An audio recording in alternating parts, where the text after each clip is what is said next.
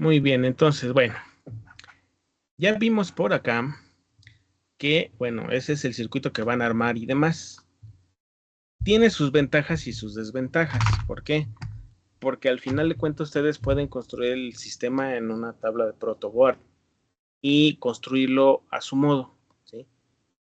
Cuando ya son circuitos muy complejos, por ejemplo, si en sistemas digitales trabajaron con, por ejemplo, un decodificador BCD a 7 segmentos, a la hora de construirlo, bueno, pues sale así un circuitote muy grande en donde a la hora de cablear, pues con un cablecito que no esté bien conectado o que se haya soltado, pues si ya ibas muy avanzado en la construcción y no te fijaste que se zafó alguno, pues entonces tienes que ir monitoreando en dónde está el error de cableado, ¿no? Ese sería el problema de hacerlo en este formato. Hay algunas tarjetitas que ya nos ayudan y de hecho están en internet que se pueden vender. Hay empresas que ya lo hacen, que ya contienen al microcontrolador. Por ejemplo, estos sistemas de desarrollo o placas de desarrollo, o incluso algunos ya le llaman como tal sistemas embebidos, porque tienen varias cosas dentro de una placa. Nos ayudan a evitar o a no tener esos problemas de construcción de nuestro circuito, ¿sí? Estas tarjetitas Miuba están aquí. Esta, a ver, déjenme pongo mi puntero. Esta y esta en particular eran muy interesantes.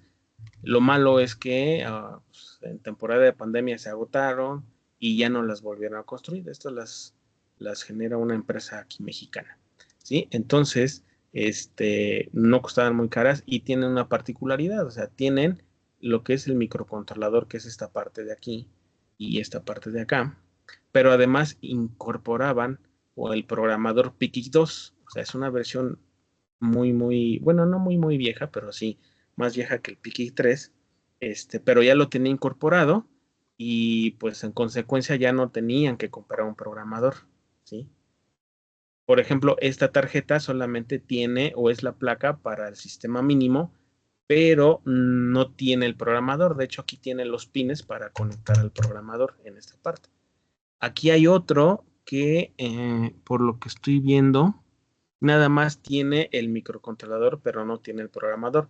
¿Cómo identificar cuando tienen el programador? Porque normalmente tienen dos encapsulados o dos microprocesadores, perdón, dos microcontroladores. El microcontrolador que se va a utilizar y el microcontrolador que trabaja al programador. De hecho, el programador internamente todos tienen microcontroladores para hacer la comunicación entre este y la computadora en la cual contiene el programa que tenemos que grabar dentro del micro, ¿sí? Entonces, estos tienen esas ventajas, ¿no? Que ya están construidos. Las desventajas a lo mejor podría ser que ya no le podemos agregar más al circuito más que lo que tiene. Y bueno, estos normalmente tienen tiras de pines, ya sea hembra o macho, para conectarlos a un proto o a alguna otra parte del circuito. Y nos quedamos con lo que tenga y ya no podemos modificar el circuito como tal. Pero creo que tiene más ventajas, ¿no? Lo malo es que a veces son un poquito caras. Entonces ahí es una cosa por otra, ¿va? Entonces, eso es un sistema de desarrollo que finalmente sí tiene el sistema mínimo, pero a veces tiene más elementos dentro de la misma placa. Ahora, en general, ¿cuáles son los pasos generales para hacer un programa? Bueno, siempre van más o menos en ese orden. Tenemos que generar un proyecto en el IDMP Lab, que es el que ya les dije que tienen que descargar e instalar en sus equipos.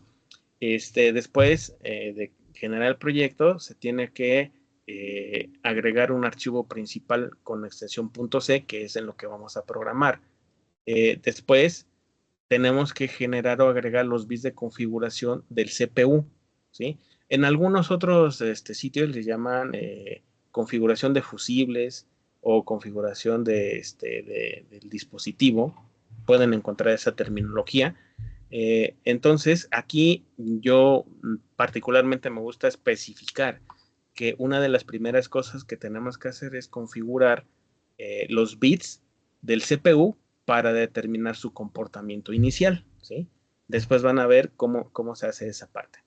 Posteriormente, ya escribimos el programa, compilamos el programa, ya que pasamos en la etapa de prueba y error de que no, me faltó un punto y coma, no, que ya jaló, no, que esta variable no la reconoce, todos esos detalles que pasan a la hora de compilar un programa, bueno, ya que son superados, nos vamos al paso 6, que vamos a obtener un archivo .exe, el cual tiene que ser enviado al microcontrolador a través de cualquiera de los programadores que tengamos.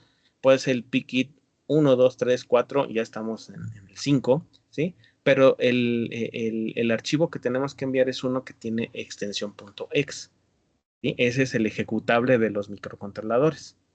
Y finalmente, ya que cargamos este programa a la herramienta programadora, que es un nuevo programa diferente al IDE de MPLAB, pues ya hacemos la programación del microcontrolador. En este caso es un PIC, puede ser una VR, puede ser cualquier otro microcontrolador. Entonces, esos son los pasos generales ya para generar una aplicación en particular. Pero, bueno, tenemos que entrar un poquito a las tripas del microcontrolador. Y este es el microcontrolador que vamos a trabajar, es un DIP40. Tiene toda esta cantidad de pines. Particularmente, si observan, están agrupados por RA, por aquí hay un RB, RD, RC, RE. Todos esos, donde encuentren A, B, C, D, E, esos son los puertos, ¿sí? Entonces tenemos un puerto A, un puerto B, un puerto C, un puerto D y un puerto E. ¿Ok? Y entonces, cada uno de ellos puede servir, cada uno de los pines que tenemos aquí, independientemente que tienen asignado como una dirección como puerto A0, A1, A2, A3, A4, A5, cada uno de esos pines está multiplexado. ¿Qué significa? Que ese pin, cualquiera de los que tengamos de puertos, pueden servir para más de una cosa, dependiendo de las prestaciones de los periféricos que estemos utilizando del microcontrolador. ¿Ok? Entonces, puede servir para más de una cosa el pin 2, por ejemplo, y de hecho vamos a ver más adelante el por qué. Incluso de la diapositiva donde está el sistema mínimo en Proteus, incluso ahí podemos ver el por qué. Y bueno, tenemos por acá la alimentación. A diferencia de muchos circuitos TTL que a lo mejor están acostumbrados a utilizar, la alimentación no va en el último pin y la tierra no va en el pin de en medio de la numeración de los pines. O sea, normalmente el 40 tendría que ser la alimentación y el 20 tendría que ser la tierra si nos vamos a los circuitos TTL, ¿no? Aquí no, aquí la alimentación está en medio o a la mitad más o menos del microcontrolador, del lado izquierdo en el pin 11 y 12 y del lado derecho en el pin 32 y 31, ¿ok? Entonces hay que tener en cuenta eso porque tiene dos alimentaciones, seguramente de forma interna, las conexiones necesitan que se conecte por ambos lados las alimentaciones y la tierra. La alimentación es a través de VDD, ahí se ponen 5 volts, y la tierra se pone en BCS, que es la tierra. ¿Por qué dice VDD y no BCC? Seguramente este micro está basado en transistores FET. Y en los transistores FET, si se acuerdan en sistemas analógicos, vieron que los FET se alimentan o la fuente de alimentación se etiqueta como VDD y la tierra se etiqueta como BSS. ¿Vale? Hay otros 3 pines muy en particular que están etiquetados aquí en este micro. Hay uno que dice MCRL, que ahí sería el reset, si se acuerdan del sistema mínimo que vimos. Y tenemos una cosa que dice BPP y aparte dice RE3. Este es el ejemplo de que este pin, el número 1, sirve para 3 cosas. Puede servir para el reset, puede servir como voltaje de programación o puede servir como puerto de propósito general o pin de propósito general, ¿sí? Entonces, este pin número 1, dependiendo de cómo lo necesito trabajar, me va a servir o puede servir para una de esas 3 cosas. Y no nada más eso, el 40 y el 39, si observan, también tiene uno que se llama RB7, que es el PGD, y otro que es el RB6, que es el PGC. Bueno, estos 3 no los olviden, ahorita van a ver para qué sirve, ¿ok? Entonces, todos los demás, no vienen todos los nombres o todas las funciones que tiene cada uno de los pines, porque es bastante amplio el hecho de conocer cada pin, qué tantas funciones tiene. Entonces, por el momento, los más importantes son identificar cuáles son los puertos y cómo están acomodados. Después, las alimentaciones, los pines de alimentación BDD y BCS de ambos lados, y los 3 pines que están etiquetados como BPP, PGD y PGC, ¿ok? Tenemos una versión que no usamos nosotros en el proto, pero que vienen en las placas de los sistemas de desarrollo que normalmente utilizan este tipo de formato de encapsulado, ¿sí? Igual, si se fijan, tenemos todos los puertos, hay más pines de alimentación y tierra, si observan, pero también están etiquetados aquí el BPP, el PGD y el PGC. Estos 3 son importantes. ¿Por qué? Por lo siguiente, fíjense. Resulta que tenemos el PICIC 3, que es el que planeamos trabajar, pero igual es para el PICIC 2, el PICIC 4 y el PICIC 5. Y ahorita van a ver para qué sirve. El programador internamente tiene otro microcontrolador, ¿ok? Pero tiene aquí un conector en la parte inferior que es una tira de pines hembra, en donde tenemos que conectar un cable plano que va a entrar en este conector, ¿sí? Y la otra parte va a ir a nuestra proto.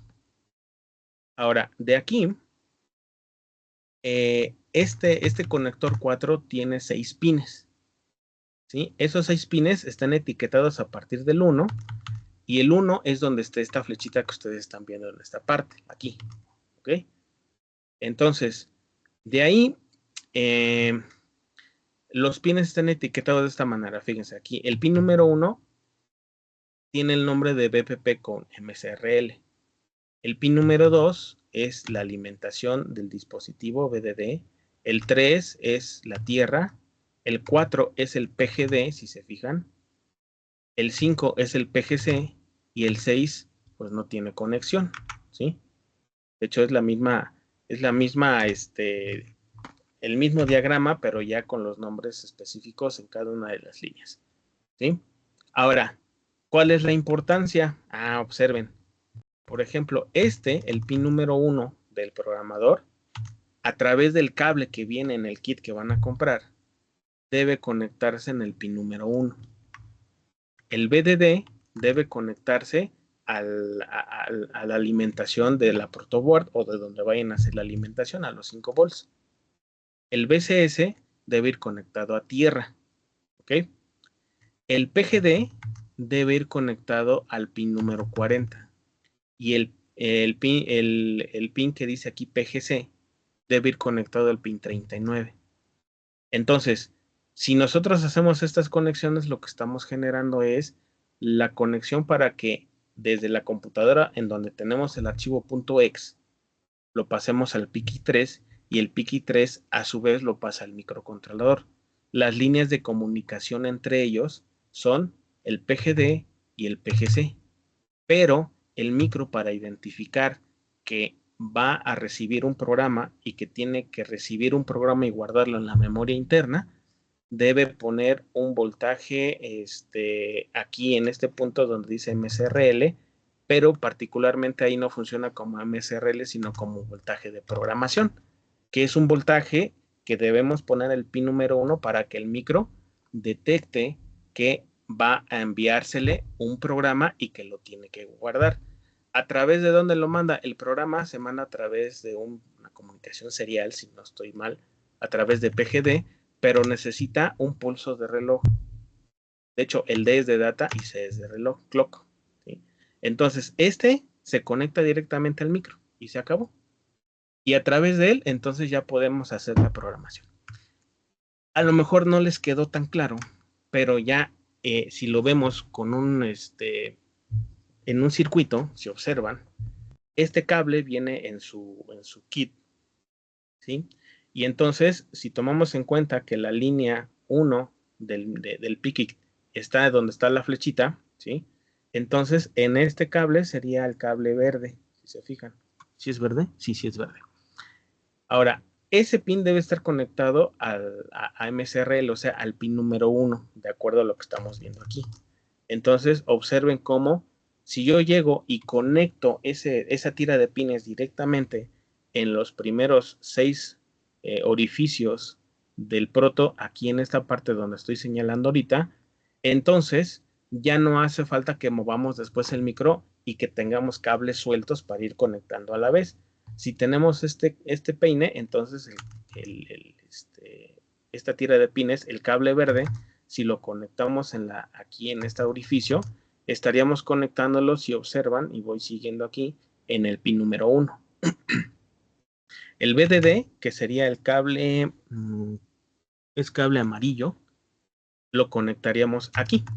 Si lo conectamos ahí, si observan, aquí tenemos un cablecito que está conectado a la línea roja de la protoboard, que típicamente mantiene el voltaje de alimentación del circuito.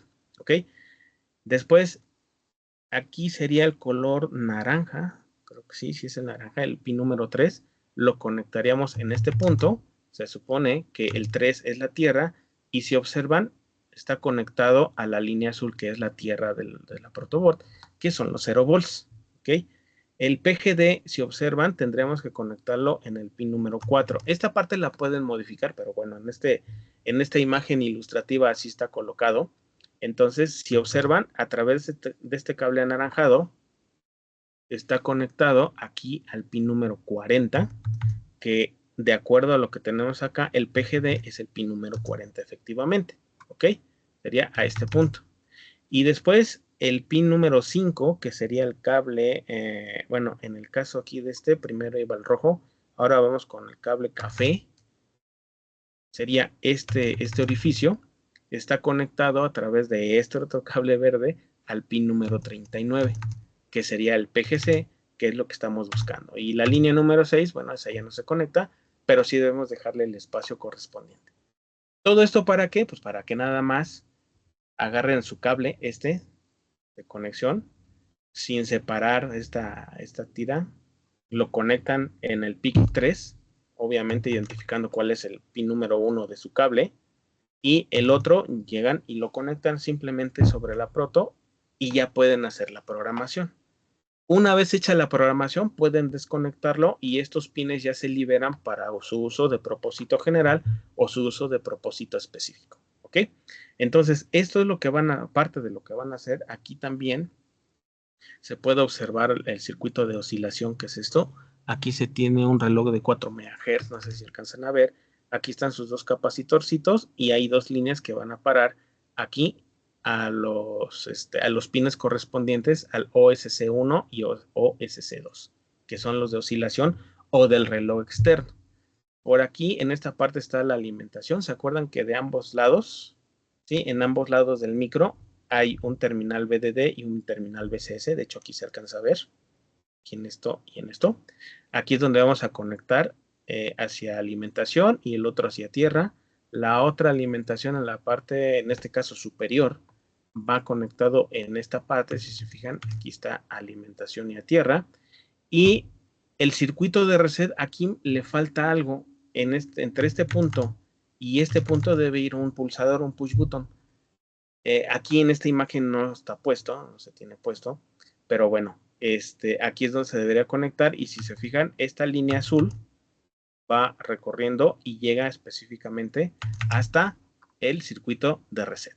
Y eso sería el sistema mínimo. Todo lo que ven del lado derecho y estos cables y demás, en este momento no sirven para la explicación porque son de aplicaciones de prácticas de otro tipo, ¿no? Lo que nos importa es la parte donde vamos a conectar el programador, el circuito de reset, que aquí le falta el pulsador, la etapa de oscilación, o sea, el reloj del sistema, y las dos alimentaciones de nuestro microcontrolador, que sería esta y que sería esta.